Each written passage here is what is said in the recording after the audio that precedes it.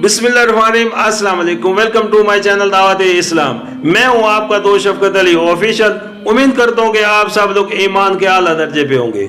सूरतुल अल इनाम के या नंबर 9 का तर्जमा, और अगर हम फिरस्ते को उतारते तब भी उसे इंसानी शक्ल ही में उतारते और इस तरह उन्हें उस शुबा में मुब्तला कर देते जिसमें अब ये मुब्तला हैं। सूरतुल अल इनाम हाशिया नंबर 7।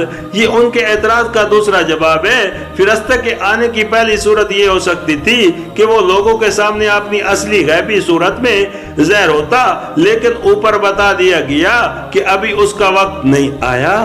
अब दूसरी सूरत ये बाकी रह गई कि वो इंसानी सूरत में आए।